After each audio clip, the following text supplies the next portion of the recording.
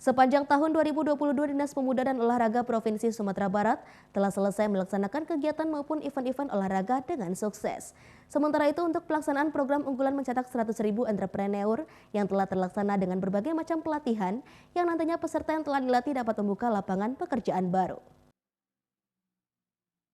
Pemerintah Provinsi Sumatera Barat melalui Dinas Pemuda dan Olahraga terus menggenjot kegiatan keolahragaan dan kepemudaan. Di tahun 2022 ini, Dispora Sumbar telah melaksanakan kegiatan Kejurnas, Popnas, dan Prapopnas yang diikuti pelajar di Sumatera Barat di Jakarta.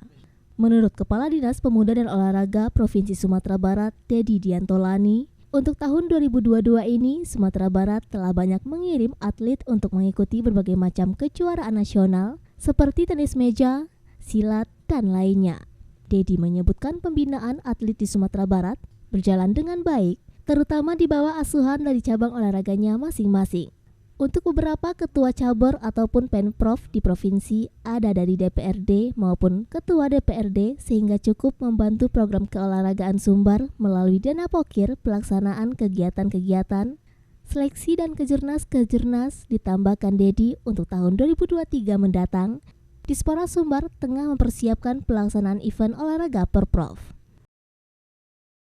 Kegiatan seperti Kejurnas ada, kemarin Popnas juga ada di Sumatera Barat menjadi tuan rumah, dan juga ada Prapopnas kemarin juga diikuti oleh pelajar-pelajar di Sumatera Barat di Jakarta.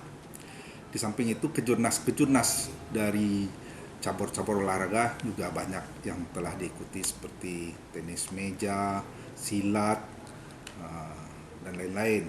Jadi banyak sebenarnya yang sudah berjalan. Dan untuk tahun 2023 itu yang besar nanti kegiatan kita ini adalah Porprov. Nah, jadi Porprov di tahun 2023 kita rencanakan, dan itu yang event yang besar untuk kedaerahan.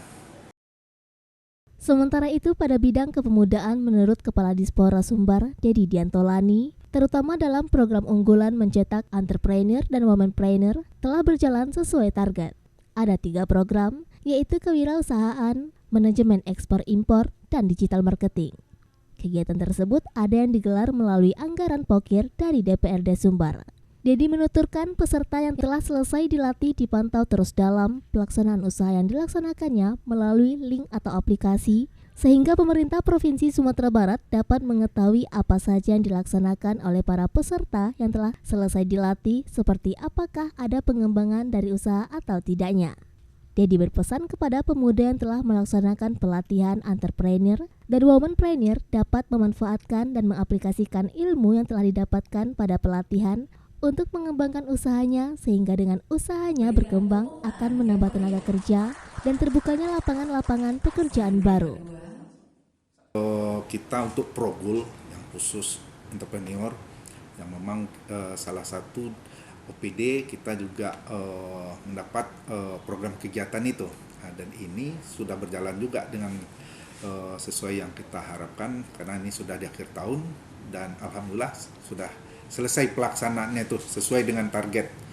Nah, jadi itu ada 3 kewirausahaan untuk pemuda, lalu ada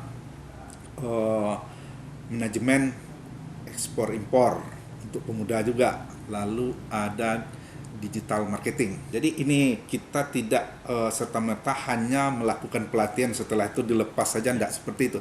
Jadi untuk saat ini para peserta ini ada linknya, jadi mereka kita pantau, kita awasi apa yang telah mereka perbuat setelah melaksanakan pelatihan ini. Tetap, jadi ada sekarang aplikasinya, dan memang sekarang untuk program 100.000 entrepreneur itu kan memang ada aplikasi, sehingga pelaksanaan pun akan bergulir. Jadi orangnya tidak bisa yang telah mengikuti di OPD Dispora lalu mengikuti pula di koperasi, tidak bisa, karena dia akan tereliminasi saja sendiri.